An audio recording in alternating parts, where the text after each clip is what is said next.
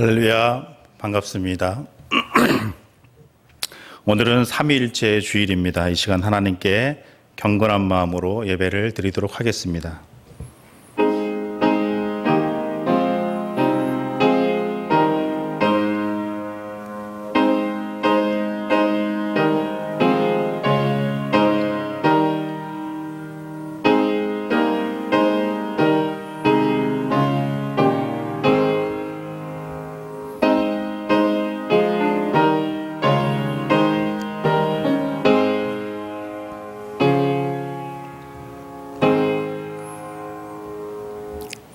이는 물과 피로 임하신 이시니 곧 예수 그리스도라.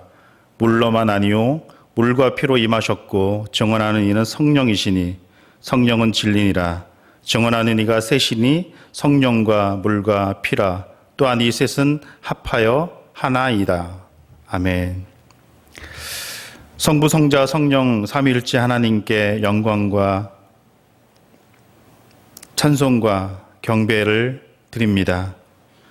천지를 창조하시고 다스리는 성부 하나님, 홀로 영광을 받으시고 오늘도 우리 인생을 선하고 의로운 길로 인도하여 주옵소서. 십자가를 지심으로 우리를 죄에서 구원하신 성자 예수님, 오늘도 예배드리는 주님의 자녀들에게 구원의 기쁨과 복의 감격이 차고 넘치게 도우시며 성도들 곁에 언제나 함께 하시며 의로운 길로 인도하여 주시옵소서. 우리와 늘 동행하시며 함께 하시는 성령님, 오늘도 우리에게 큰 믿음과 능력을 허락하사 하나님의 백성으로 진실한 삶을 살아가도록 인도하옵소서. 성삼위 하나님께 온전히 영광을 올려드리오며 예수님의 이름으로 기원하옵나이다. 아멘. 우리 다 같이 일어나셔서 38장 예수 우리 왕이여 찬송하도록 하겠습니다.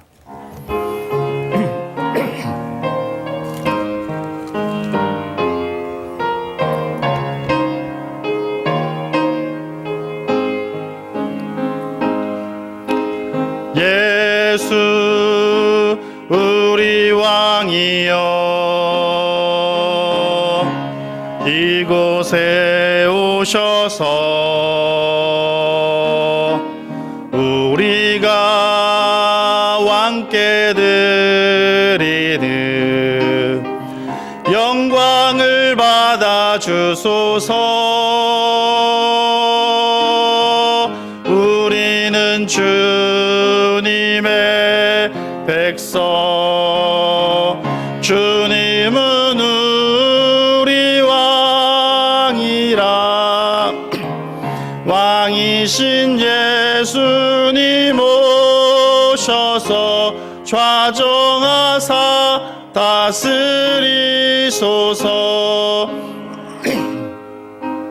예수 우리 주시여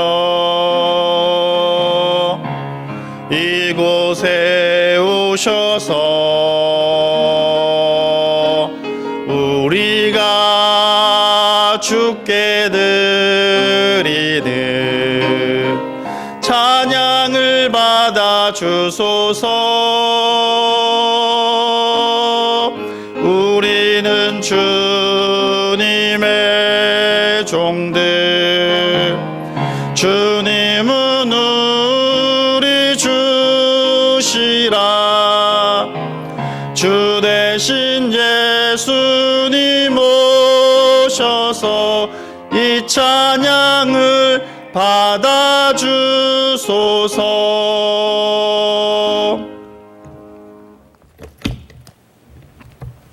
서신 채로 머리 숙여 참회의 기도를 드리겠습니다. 십자가의 은총으로 저희를 품어주시는 주님, 아버지의 뜻을 이루기 위해 지셨던 십자가, 우리를 살리기 위해 지셨던 십자가, 그 십자가를 바라보며 참회의 기도를 드립니다. 사람들이 알지 못하지만 나만이 아는 죄를 보게 하소서.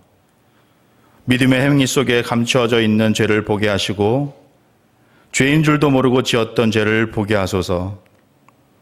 아직도 우리의 마음에는 죄를 죄로 인정하지 않는 마음이 있습니다. 성령님, 저희의 마음을 열어 죄를 죄로 인정하게 하옵소서. 사랑하며 살지 못했던 죄, 감사함으로 살지 못했던 죄, 받은 소명에 충성하지 못했던 죄, 말씀의 은총을 몰랐던 죄, 성령의 조명 아래 내 삶을 비추는 죄가 보입니다. 참회하는 심령 가운데 함께 하심으로 모든 죄를 씻겨주시고 새롭게 하여 주옵소서. 이제 성결한 종으로, 충성된 종으로, 헌신된 종으로 살게 하소서. 지금은 하나님과 나만이 아는 은밀한 죄를 생각하며 우리 구주 예수 그리스도의 이름으로 묵묵히 참회의 기도를 계속하여 드립니다.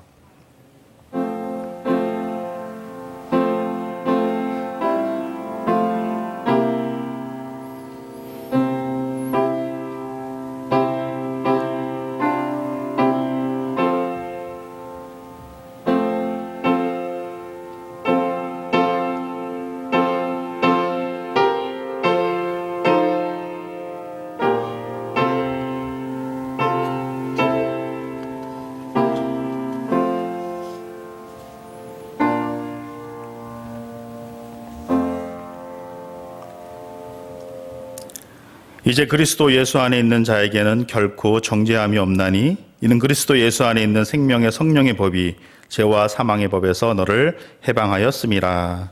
아멘. 우리 자리에 앉으셔서 교독문 137번 교독하도록 하겠습니다. 교독문 137번입니다. 예수께서 세례를 받으시고 곧 물에서 올라오실새 하늘이 열리고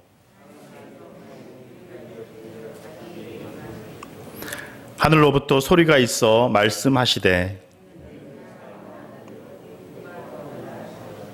그러므로 너희는 가서 모든 민족을 제자로 삼아 아버지와 아들과 성령의 이름으로 세례를 베풀고 볼지어다 내가 세상 끝날까지 너희와 항상 함께 있으리라 하시니라.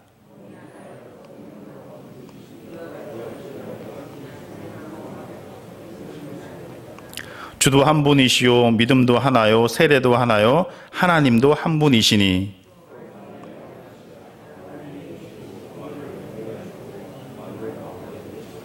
아멘. 다 같이 사도신경으로 우리의 신앙을 고백합니다. 나는 전능하신 아버지 하나님 천지의 창조주를 믿습니다. 나는 그의 유일하신 아들 우리 주 예수 그리스도를 믿습니다. 그는 성령으로 잉태되어 동정녀 마리아에게서 나시고 본디오 빌라도에게 고난을 받아 십자가에 못 박혀 죽으시고 장사된 지 사흘 만에 죽은 자 가운데서 다시 살아나셨으며 하늘에 오르시어 전능하신 아버지 하나님 우편에 앉아 계시다가 거기로부터 살아있는 자와 죽은 자를 심판하러 오십니다. 나는 성령을 믿으며 거룩한 공교회와 성도의 교제와 죄를 용서받는 것과 몸의 부활과 영생을 믿습니다. 아멘. 우리 찬송가 191장 내가 매일 기쁘게 찬송하도록 하겠습니다.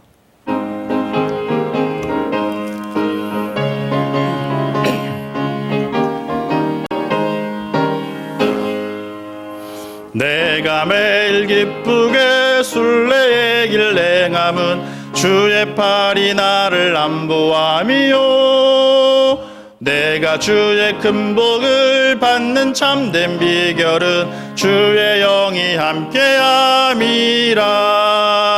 성령이 계시네 할렐루야 함께하시네. 좁은 길을 걸으며 밤낮 기뻐하는 것 주의 영이 함께함이라. 전에 죄에 빠져서 평안함이 없을 때 예수 십자가의 공로 힘입어 그 발 아래 엎드려 참된 평화 얻음은 주의 영이 함께함이라. 성령이 계시네 할렐루야 함께하시네. 좁은 길을 걸으며 밤낮 기뻐하는 것 주의 영이 함께함이라. 나와 동행하시고 모든 염려하시니 나는 숲의 새와 같이 기쁘다.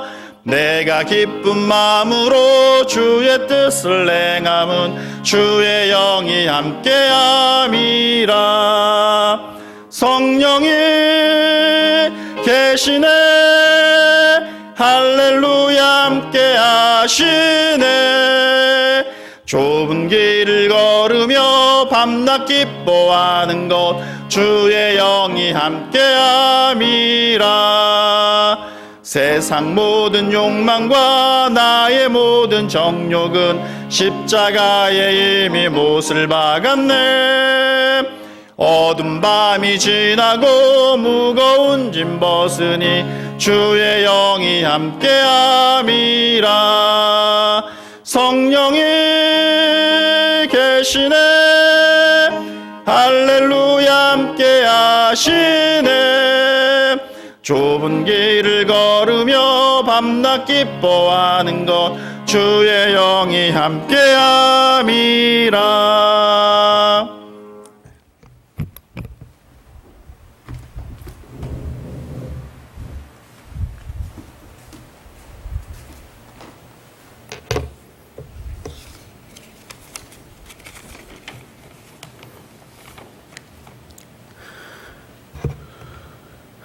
우리를 평안으로 이끄시는 하나님 아버지, 오늘도 이른 아침부터 주님께 감사와 찬양을 드리고자 주님의 성전에 모여 예배를 드립니다.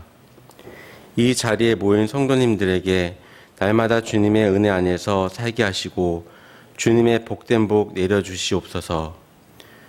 주님, 오늘날 우리는 코로나라는 엄청난 바이러스에 사회적, 경제적, 총체적 난국에 직면해 있습니다. 이 어렵고 힘든 시기에 직접적, 간접적으로 한 사람도 빠짐없이 모두가 경험하고 있는 이 문제들을 하루빨리 해결되어질 수 있도록 주님 간절히 기도하옵나이다.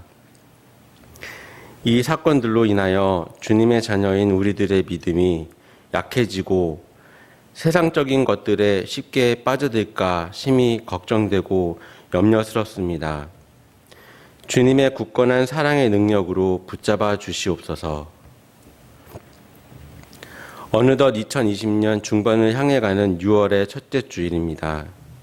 점점 더워져 가는 환절기 날씨에 우리 성도님들 육체적 건강 항상 지켜주시길 기도합니다. 그리고 성도님들 각자 소망하고 해결해야 할 문제로 인한 정신적 스트레스 또한 긍정의 마인드와 밝은 미래를 향해 정진될 수 있도록 저희에게 안식을 더하여 주시옵소서. 능력의 하나님 아버지, 우리 우일교회의 교회 학교 부서를 위해 기도합니다. 아직 미비하고 열악한 환경에서 최대한 열심히 봉사하고 노력하는 교회 학교 선생님들과 교육자에게 늘 건강을 지켜주시고 그들의 미래를 함께 해주실 줄 믿습니다. 각 기관과 그 기관들을 위해 곳곳에서 조력되어지고 해결되어지는 주님의 놀라운 능력을 더하시어 교회 학교의 부흥의 물결이 나타나게 하옵소서. 신령과 진정으로 예배하는 이 시간, 이선재 목사님께서 주님의 말씀을 전해주실 때 주님의 말씀대로 주님의 발자취를 따라 주님의 행하심을 닮아갈 수 있는 우리 우일교회 성도님들이 되시길 원합니다. 설교 말씀에 주님의 능력을 더하여 주시옵소서. 사랑의 하나님 아버지, 저희가 이 예배를 통하여 주님의 사랑을 알게 하시고 그 사랑을 다른 사람들에게도 우리가 실천함으로써 상처가 치유받고 주님의 계획하신 뜻대로 부흥되는 우일교회가 되게 하여 주시옵소서. 이 모든 말씀 언제나 우리를 사랑해 주시는 예수님 이름으로 기도드립니다. 아멘. 주기도문 하시겠습니다. 하늘에 계신 우리 아버지, 아버지의 나라가 오게 하시며 의의 이름을 부르시며 아버지의 뜻이 하늘에서와 같이 땅에서도 이루어지게 하옵소서. 오늘 우리에게 이용할 양식을 주시고 우리가 우리에게 잘못한 사람을 용서해 준 것 같이 우리 죄를 용서해 주시고 우리를 시험에 빠지지 않게 하시고 악에서 구하소서. 나라와 권능과 영광이 영원히 아버지의 것입니다. 아멘.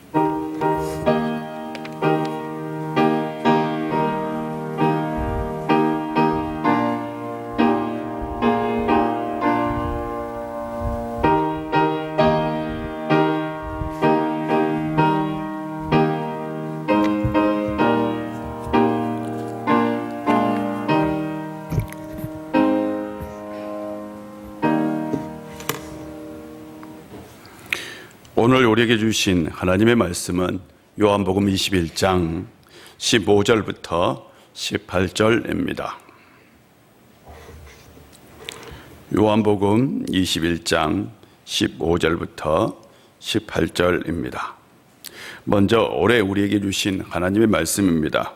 예수는 지혜와 키가 자라가며 하나님과 사람에게 더욱 사랑스러워 가시더라. 아멘. 오늘 우리에게 주신 하나님의 말씀입니다. 그들이 조반 먹은 후에 예수께서 시몬 베드로에게 이르시되 요한의 아들 시몬아 내가 이 사람들보다 나를 더 사랑하느냐 하시니 이르되 주님 그러하나이다.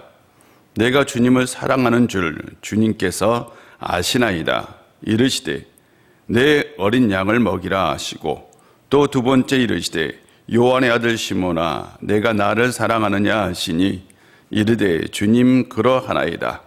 내가 주님을 사랑하는 줄 주님께서 아시나이다. 이르시되 내 양을 치라 하시고 세 번째 이르시되 요한의 아들 시몬아 내가 나를 사랑하느냐 하시니 주께서 세 번째 내가 나를 사랑하느냐 하심으로 베드로가 근심하여 이르되 주님 모든 것을 아시오매 내가 주님을 사랑하는 줄 주님께서 아시나이다. 예수께서 이르시되 내 양을 먹이라. 내가 진실로 진실로 내게 이르노니 내가 젊어서는 스스로 띠띠고 원하는 곳으로 다녔거니와 늙어서는 내 팔을 벌리리니 남이 내게 띠띠우고 원하지 아니하는 곳으로 데려가리라. 아멘. 오늘 예배에 나온 우리 성도님들에게 하나님의 은총이, 하나님의 은혜가, 하나님의 축복이 함께 하시기를 바랍니다. 우리는 결국 극복할 것이지만 삶은 달라질 것이다. 미래학자 메리 미커가 포스트 코로나 보고서에서 한 말입니다. 인류는 코로나 위기를 극복할 것입니다. 그러나 우리의 삶은 달라질 것이다 라고 말합니다. 그리고 나서 그녀는 뉴 노멀 시대를 말합니다. 뉴 노멀은 새로운 정상이라는 뜻입니다. 세계는 정상의 상태로 돌아가지만 새로운 정상의 상태로 돌아갈 것이다 라고 얘기합니다. 이전의 기준이 사라지고 새로운 기준이 생겨나고 이전의 가치 체계가 사라지고 새로운 가치 체계가 생겨날 것이다 라는 얘기죠.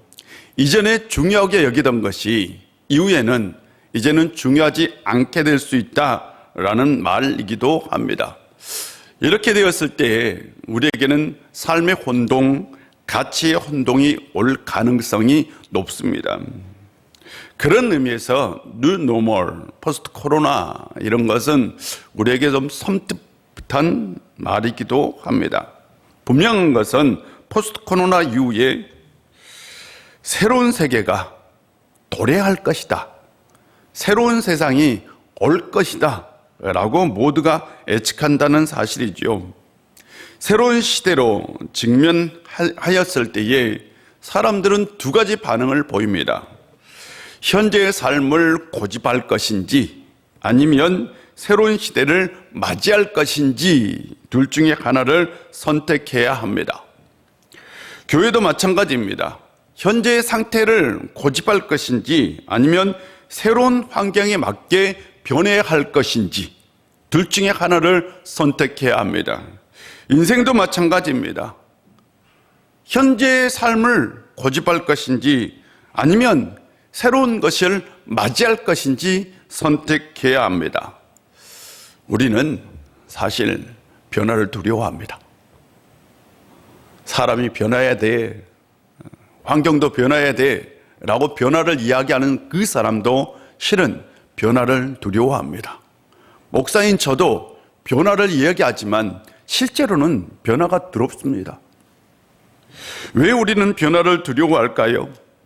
사람은 익숙한 것을 좋아합니다.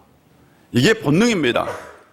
사람이 익숙한 것을 좋아했기 때문에 우리는 우리의 생명을 보존했어요.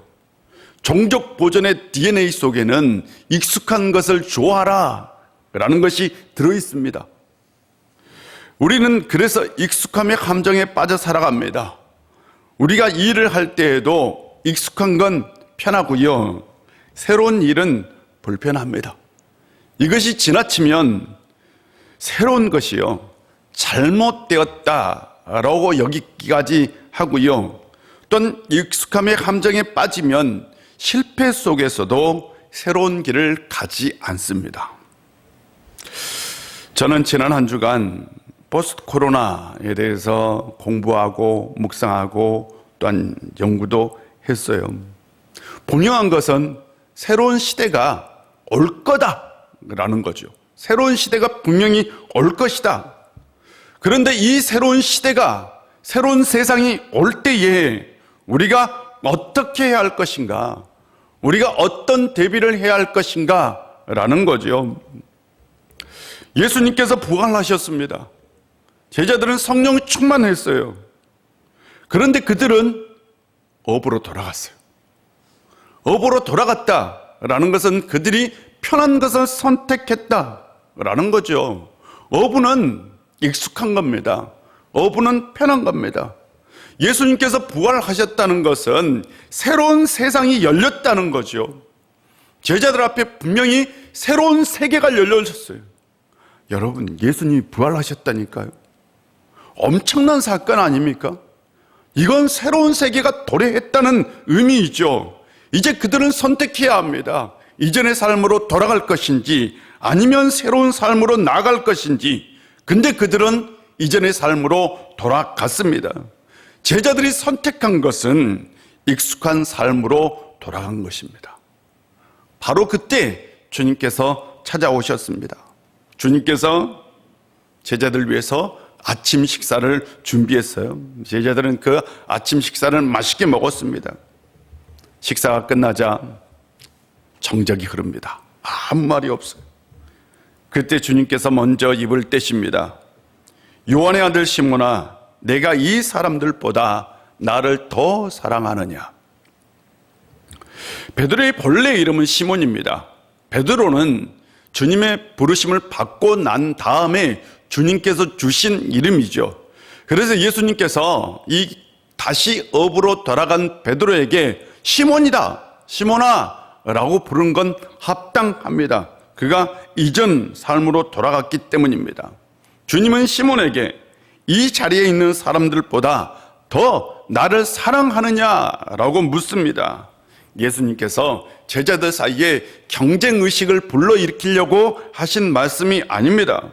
베드로는 이전에도 내가 주님을 위해서 내가 내 목숨을 버리겠습니다, 내가 누구보다 주님을 사랑합니다 라고 떳떳하게 얘기했던, 의시됐던 사람이 바로 베드로입니다. 예수님은 바로 그걸 물으신 거죠. 너는 아직도 나를 이 사람들보다 더 사랑하느냐 라고 묻고 계신 거죠.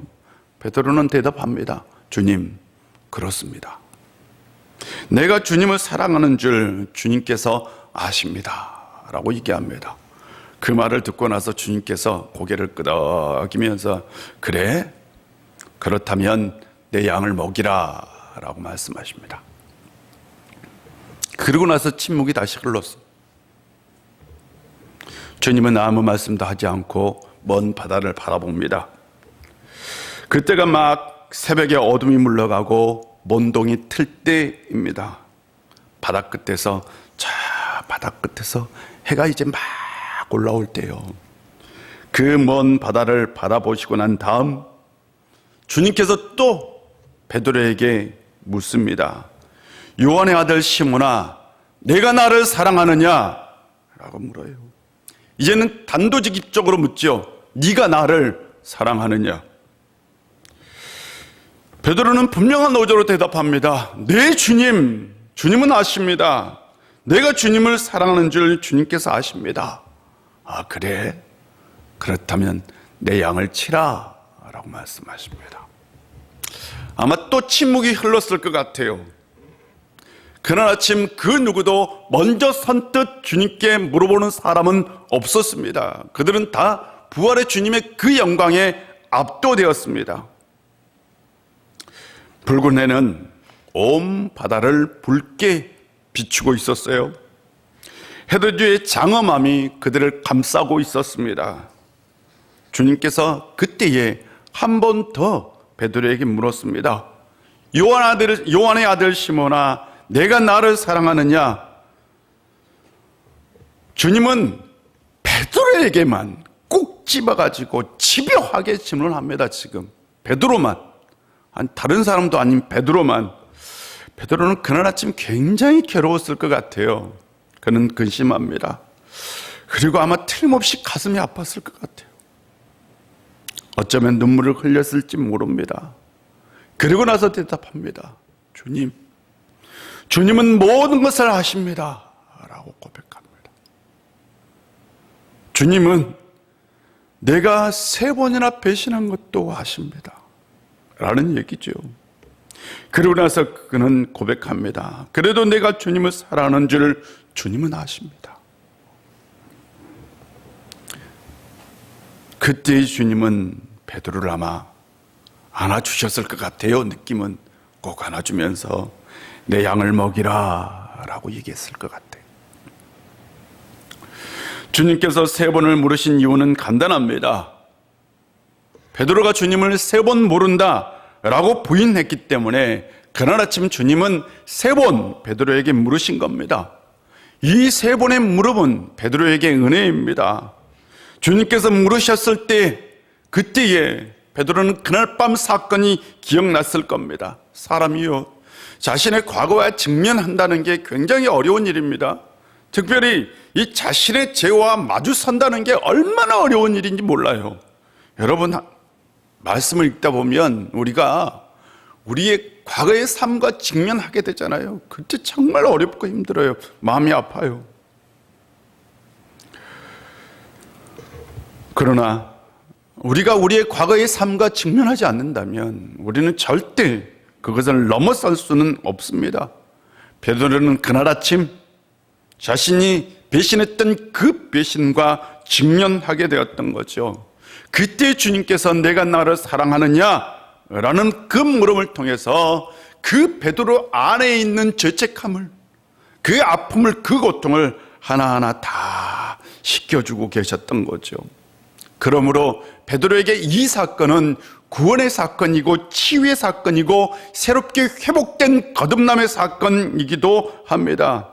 그가 제자의 길을 가기 위해서는 반드시 이 회복의 과정이 필요했던 겁니다. 여러분에게도 이 은혜가 있기를 주의 이름으로 축복합니다. 뭔가 회복이 필요하다면, 주님 앞에서 뭔가 회복이 필요하다면 그 회복의 은혜가 여러분 가운데 함께하기를 주의 이름으로 축복합니다. 저는 이 본문을 묵상하면서 이런 질문을 던졌어요. 주님께서 부활하셨습니다. 새로운 시대가 열렸습니다. 새로운 세계가 열렸습니다. 새로운 시대를 열고 새로운 길을 걸어가야 할 베드로에게 가장 중요한 건 무엇일까? 라는 질문이죠. 동시에 저는 이런 질문도 있습니다. 새로운 시대를 살아갈 우리에게 가장 중요한 것은 무엇일까? 라는 거죠. 새로운 시대가 열린다면, 새로운 환경이 우리에게 주어진다면 우리는 그것이 불편합니다. 그런 불편한 환경 속에서 우리에게 가장 중요한 가치는 무엇일까? 우리를 지탱하게 하는 것은 무엇일까? 라는 것이죠. 저는 이 답을 얻기 위해서 먼저 했던 질문이 또 있습니다. 예수님께서 이 세상에 오신 목적은 무엇일까? 라는 거죠. 우리를 부자로 만들어주기 위해서요? 우리의 소원을 들어주기 위해서 예수님께서 오셨을까요? 아닙니다. 예수님이 세상에 오신 목적은 딱 하나입니다. 하나님의 사랑입니다. 하나님의 사랑을 보여주기 위해서 이 세상에 오셨습니다. 하나님은 살아계시고 그 하나님께서 여전히 우리를 사랑하고 있다는 그것을 보여주기 위해서 예수님께서 하나님의 아들로 이 세상에 오신 거지요. 그렇다면 우리 인간에게 가장 중요한 것은 하나님의 사랑입니다.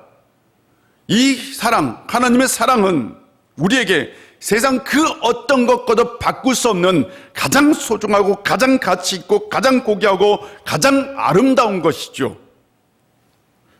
지금 베드로에게 가장 중요한 건 성공이 아닙니다.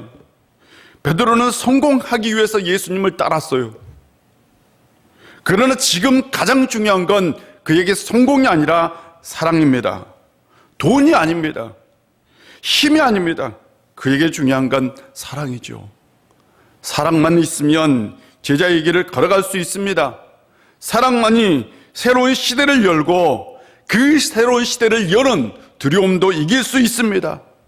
주님께서 베드로에게 내가 나를 사랑하느냐? 라는 그 물음은 지금 베드로 속에 있는 그 잠자고 있는 그 사랑의 능력을 다시 깨우신 거죠. 주님은 내가 나를 사랑하느냐? 라는 물음을 통해서 베드로 안에 사랑의 능력을 부어 넣어주고 있는 거죠. 베드로에게 가장 중요한 건 사랑입니다. 예수님께서 이 세상에 오셔서 보여주신 것도 사랑이고요. 제자들에게 말씀하셨던 것도 사랑입니다. 인류를 보존하는 건 사랑입니다. 사랑이잖아요. 인류의 가장 보편적 가치는 사랑입니다. 사랑은 신은 모든 것을 이기게 합니다. 사랑은 어떤 두려움도 다 이기게 합니다. 철학자이며 정신분석학자이고 의사이면서 교수인 줄리아 크리스테바라는 사람이 사랑의 역사라는 책에서 그녀는 이렇게 얘기합니다.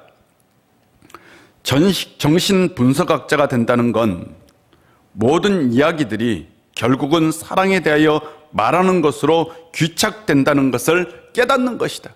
실은 정신분석학자가 된다는 건 이 세상에 일어난 모든 이야기들이 결국은 사랑으로 귀착된다는 걸 깨닫는 것이다. 나에게 더듬거리며 불평을 털어놓은 사람들은 현재나 과거에서의 사랑의 결핍, 현실적이거나 상상적인 사랑의 결핍이라는 근원적인 문제를 갖고 있다라고 얘기합니다. 인간의 근원적인 문제는 사랑의 결핍에서 온다라고 얘기합니다.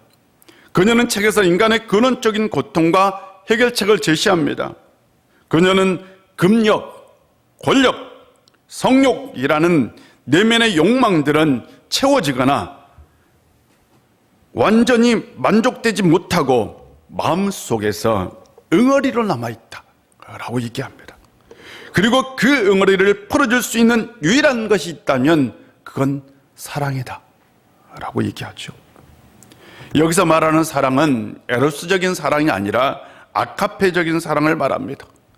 타인에 대한 에로스적인 사랑을 아카페적인 사랑으로 전시킴으로 인간의 근원적인 고통을 해결할 수 있다라고 얘기합니다. 우리가 말하는 대부분의 사랑은 실은 에로스적인 사랑이에요. 인간적인 사랑인데 그녀는 이 사랑을 아카페적인 사랑, 신적인 사랑으로만 바꿀 수 있다면 인간의 근원적인 고통을 해결할 수 있다라고 얘기하죠. 그러면서 흔들리는 인간을 위기에서 구할 수 있는 키워드는 사랑이다라고 얘기합니다. 인간에게 가장 중요한 거 사랑이죠. 인간의 근원적인 고통을 해결할 수 있는 것도 사랑입니다. 그렇다면 새 시대를 열어갈 우리에게 가장 중요한 건 사랑입니다. 인생을 사랑으로 채우고 교회를 사랑으로 채우고 세상을 사랑으로 채울 수 있다면 새로운 세상이 와도 우리는 두려울 것이 없습니다. 왜? 사랑이 모든 것을 이기기 때문입니다. 새로운 세상, 새로운 삶, 그 중에서 가장 중요한 건 사랑입니다. 여러분 안에 있는 사랑의 능력을 깨우는 성도님들이 되시기를 바랍니다. 예수님은 베드로에게 내 양을 먹이라 라고 말씀하셨어요. 무슨 말씀일까요? 지금까지 베드로는 따르는 사람인지 앞장서는 사람은 아니었습니다. 제자이지 스승은 아니었습니다. 그런 베드로에게 내 양을 먹이라 라고 말씀합니다. 이것은 베드로에게 야, 너의 인생에 새로운 인생이 열렸다라는 말씀을 의미하고 있습니다. 이제부터는 베드로는 자신이 직접 양을 먹이는 사람이 되어야 합니다. 이제부터는 자신이 뭔가 주도적으로 앞장서는 사람이 되어야 합니다. 이제부터는 고기를 낚는 어부가 아니라 사람을 낚는 어부가 되어야 합니다. 그에게 새로운 시대가 주어졌고요, 새로운 인생이 주어졌습니다. 근데 베드로에게 이게 결코 쉬운 일이 아니라는 거죠. 예수님께서 베드로에게 야, 제자는 이렇게 사는 거야, 양들은 이렇게 먹이는 거야, 너 이렇게 살아가야 돼 라고 가르쳐 준 적이 없어요. 제자들에게 야, 제자는 이렇게 살고 이렇게 살고 이렇게 살고 매뉴얼을 만들어 준 적이 없어요. 그런데 지금 베드로는 그 제자의 삶을 살아야 합니다. 몰라요. 그런데 그 제자의 길을 걸어가야 합니다. 무엇을 어떻게 할지 전혀 모릅니다. 그가 교회를 어떻게 세워야 할지, 교회를 어떻게 이끌어 나가야 할지도, 아니 교회 자체가 무엇인지도 모릅니다. 그런데 베드로에게 딱 하나 주어졌어요. 내 양을 먹이라요. 포스트 코로나 시대에는 반드시 올 것이다 라고 얘기합니다. 분명한 것은 이 포스트 코로나가 4차 혁명을 더 앞당길 것이다 라고 얘기합니다. 그 길은 우리가 분명히 가보지 못한 길입니다. 그런데 우리에게 가장 중요한 것이 있다면 삶의 본질입니다. 제자의 본질은 양을 치는 겁니다. 양을 돌보는 거죠. 중요한 건 양이죠. 포스트 코로나 시대에서 가장 중요한 것이 있다면 인생의 본질이죠. 삶의 본질이 무엇인지 아는 거죠. 결국 본질을 안다면 현상은 문제가 되지 않습니다. 우리는 너무나 현상을 보고 이야기하고 판단하고 그것을 매몰된 경향이 있습니다. 그러나 현상만 보다가 본질을 그래서 놓치는 경우가 있는 거죠. 어떤 장사꾼이 있었어요. 이 장사꾼이 좀 건망증이 좀 심했대요. 건망증이 심했는데 그날 아침 이게 비가 주르주르 내리는 거예요. 그래서 부인이 우산을 주면서 여보, 오늘은 제발 좀 우산 좀 잊어버리지 말아요 라고 얘기를 한 거죠.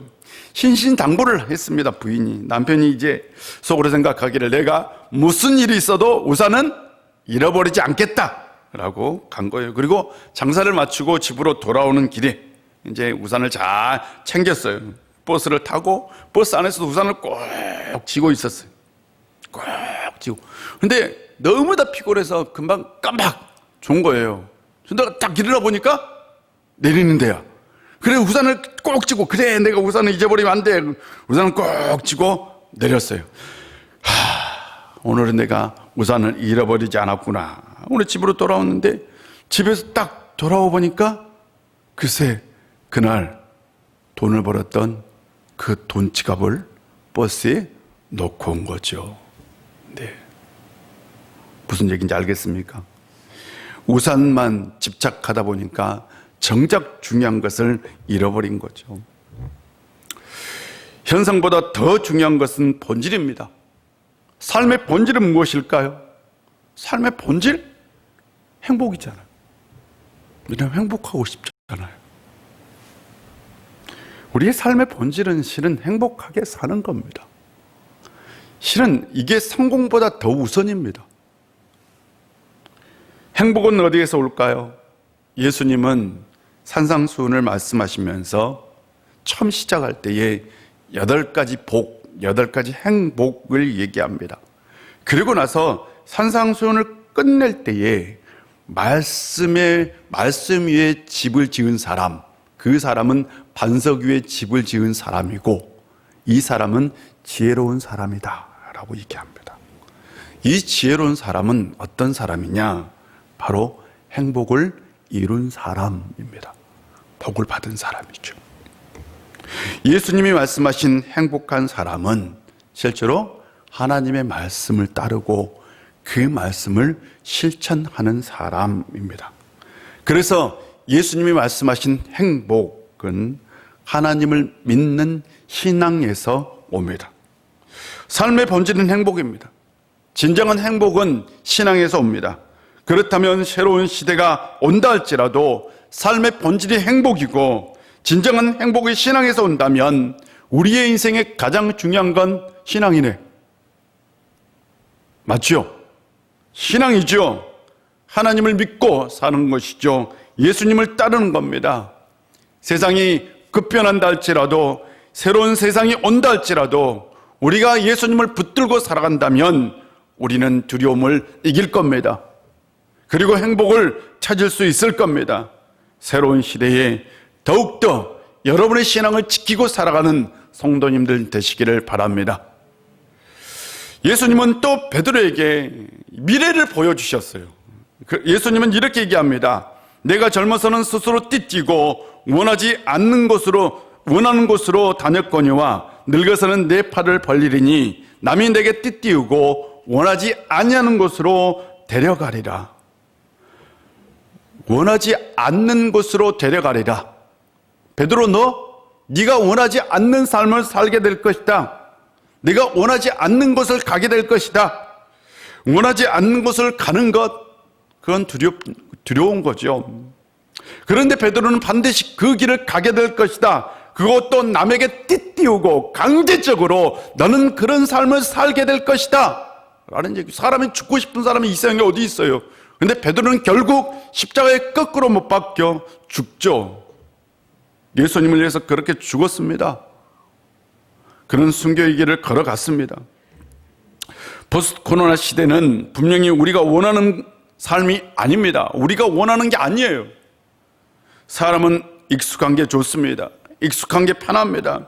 그러나 포스트 코로나 시대에서는 익숙함이 오히려 우리의 삶을 방해할 수도 있다는 거죠. 분명 포스트 코로나 시대에는 우리가 원하지 않는 곳으로 우리를 데려갈 겁니다. 우리의 인생도 교회도 마찬가지입니다. 그럴 때 우리는 어떻게 살아가야 하느냐라는 거죠.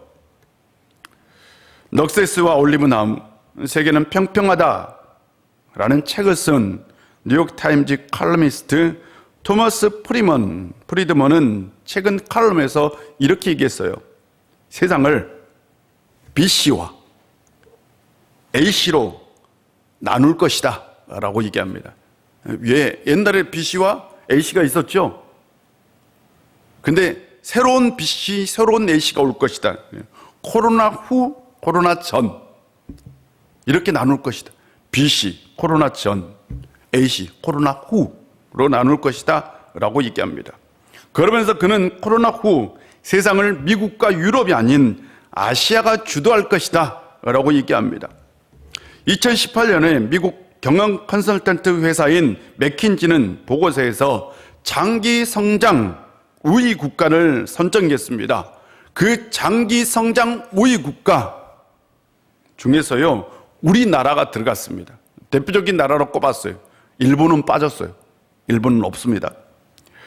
우리나라는 1997년 금융위기와 2008년 글로벌 금융위기를 잘 극복하면서요, 위기를 잘 극복하는 나라가 되었어요. 다시 말해서 회복 탄력성이 좋은 나라가 되었다라고 얘기합니다. 그래서요, 우리는 이 코로나 사태도 잘 극복하고 있습니다. 최근 미래학자 짐 데이터는 교통방송 뉴스광장과의 인터뷰에서 앞으로 한국은 선진국을 따라가는 나라가 아니라 앞으로 뭔가를 주도하는 나라, 표준을 만드는 나라가 될 것이다 라고 얘기합니다. 지금까지 우리는 선진국을 따라가는 나라였어요. 그런데 앞으로 한국은 새로운 표준을 만들고 뭔가 새로운 것을 주도하는 나라가 될 것이다. 이건 뭐 선진국 이건 아닌 건 상관이 없다. 앞으로 뭔가를 주도하는 나라가 중요하다라는 얘기를 합니다. 베드로는 지금까지 한 번도 가보지 못한 길을 걸어갔어요. 한 번도 가보지 못한, 어느 누구도 제자라는 그 삶이 무엇인지도 모를 때에, 교회가 무엇인지도 모를 때에 베드로는 그 길을 걸어갔고요. 그는 그 길을 걸어가면서 주도적인 삶을 살았습니다. 그는 이전 그 누구도 걸어가지 않는 길을 걸어가면서 그는 성공적인 제자의 삶을 살았습니다. 주님께서 그걸 얘기했던 거죠. 코로나 사태 이후 우리는 어떤 길을 걸어가야 할까요? 교회는 어떤 길을 걸어가야 할까요? 분명한 것은 베드로의 길입니다. 새로운 시대에는 새로운 삶이 필요합니다. 두렵지만 우리는 베드로의 길을 가야 합니다. 베드로의 길을 걸어갈 때에 주님께서 우리 가운데 함께 할 줄 믿습니다. 기도하겠습니다. 아버지 하나님, 오늘도 우리 가운데 함께 해주시고 은혜 주셔서 감사드립니다. 참 세상에서 일어난 일들이 두렵습니다. 코로나도 두렵지만 코로나 이후에 있을 세상도 참 두렵습니다. 무엇을 대비하고 무엇을 준비해야 할지 참 막막하기도 합니다. 아버지 하나님, 이런 세상 속에서 우리가 붙들 수 있는 건 신앙이고 우리가 붙들 수 있는 건 주님이고 또한 우리가 걸어가야 할 길은 베드로의 길이라는 것을 알게 되었습니다. 아버지 하나님, 우리가 두렵지만 주님과 함께 손을 잡고 새로운 시대에 새로운 삶을 살 수 있는 저희를 되게 하여 주옵소서. 예수님의 이름으로 기도합니다. 아멘. 433장 일어나서 찬송합니다.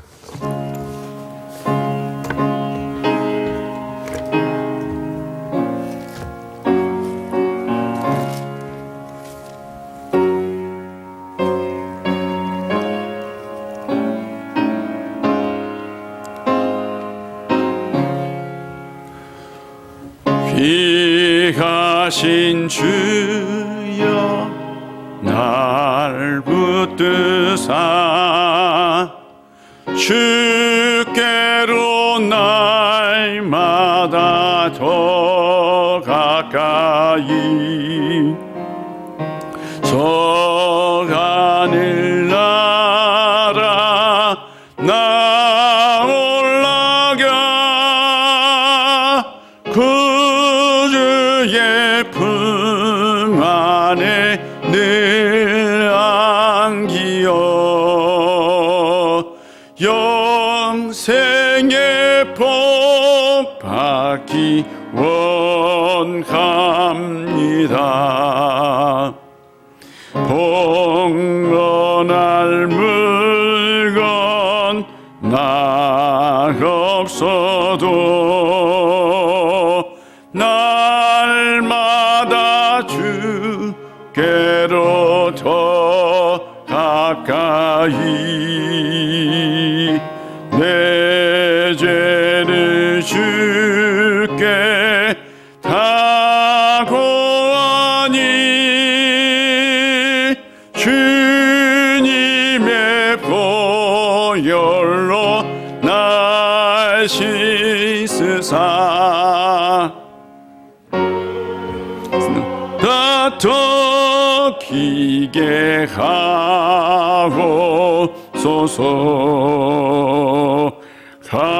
간악한 마귀 날 깨어도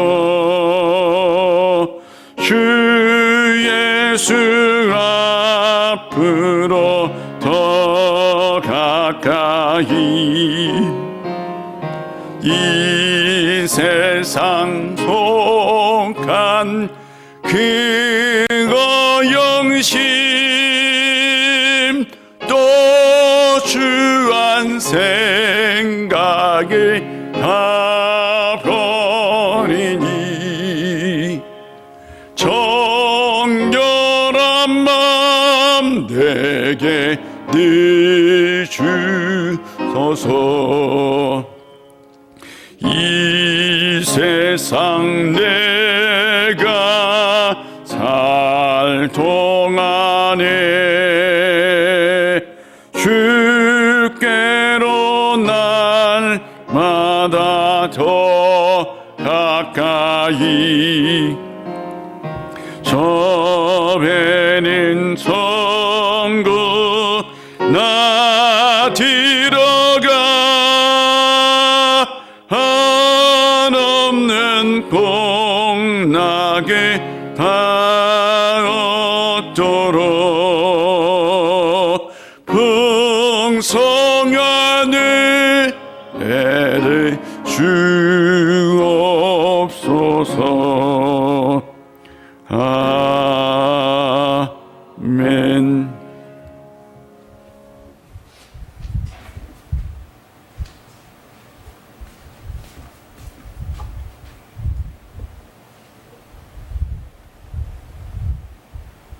사랑과 은혜의 하나님, 한 주간도 함께해 주시고 은혜 주셔서 감사드립니다. 그 은혜를 기억하면서 우리가 주님 앞에 나와 싸우니 이 시간 우리에게 주신 그 말씀을 기억하고 한 주간 살아갈 수 있는 저희들 되게 하여 주옵소서. 아버지 하나님, 주님은 우리의 피난처요 요새요 우리가 의리하는 하나님입니다. 그 은혜를 우리가 기억하고 우리가 주님 앞에 나올 때에 빈손으로 나오지 아니하고 정성껏 예물을 준비하여 가지고 나왔습니다. 아버지 하나님, 주님께서 그 하늘의 은혜로 늘 우리를 덮어 주시옵시고 우리에게 복의 복을 더하여 주옵소서. 이 시간 드려지는 이 예물을 통해서 이 땅 가운데 하나님의 나라가 이루어지고 생명의 역사, 복음의 역사를 통해서 신앙 안에서 행복을 찾아갈 수 있는 사람들 되게 하여 주옵소서. 아버지 하나님, 우리 우리교회가 이 세상 가운데 또한 생명의 역사를 만들고 예수 그리스도를 알지 못하는 사람들에게 복음을 증가하는 교회, 하나님 나라를 이루는 교회 되게 하여 주옵소서. 아버지 하나님, 이 코로나 바이러스가 참 우리를 두렵게 하지만 우리가 이 세상 속에서 또한 우리는 일하며 살아갑니다. 아버지 하나님, 우리가 일터에서 삶의 현장에서 살아갈 때에 이 전염병으로부터 우리를 지켜주시고 보호하여 주옵시고 또한 한 주간 살아갈 때에 절대로 물질의 시험에 들지 않도록 하늘의 신령한 복과 땅의 기름진 복으로 채워 주옵소서. 이 은혜가 이 예배에 참석하지 못한 이들에게도 함께하여 주옵소서. 예수님의 이름으로 봉헌 기도 드립니다. 아멘.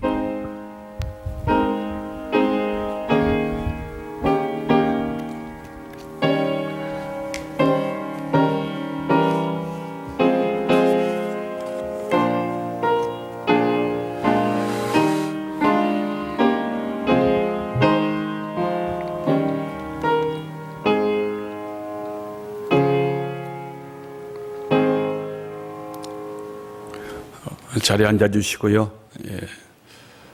교회 소식을 전해드리겠습니다. 교회 소식은 주보를 보시면 나와 있고요.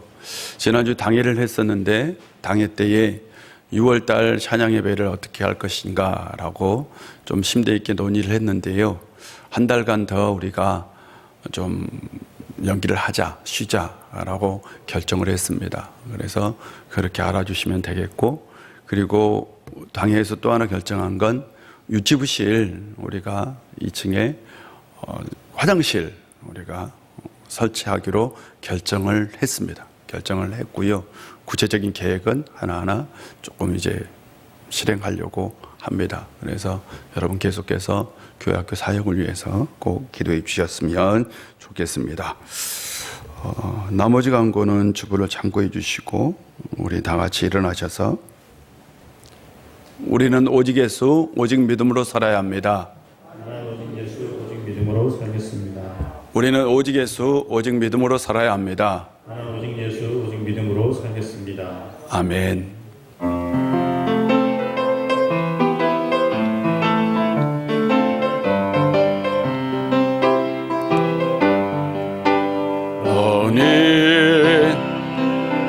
담장 너머로 뻗은 나무 가지에 푸른 열매처럼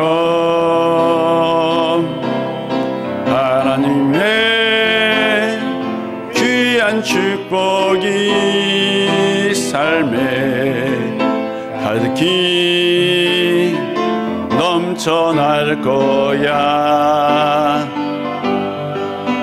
너는 어떤 시련이 와도 능히 이겨낼 강한 발이 있어. 전능하신 하나님께서 너와 언제나 함께 하시니 너는 하나님의 사랑, 아름다운 하나님의 사랑. 나는 널 위해 기도하며 내 길을 축복할 거야. 너는 하나님의 선물, 사랑스러운 하나님의 열매, 주의 품에 꽃 피운 나무가 되어줘.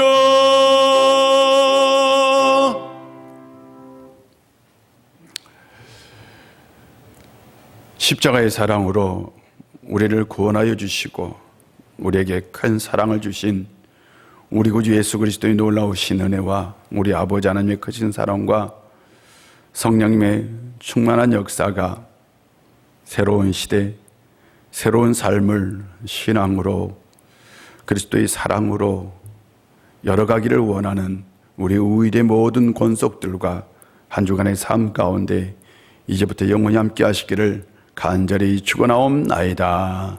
아멘.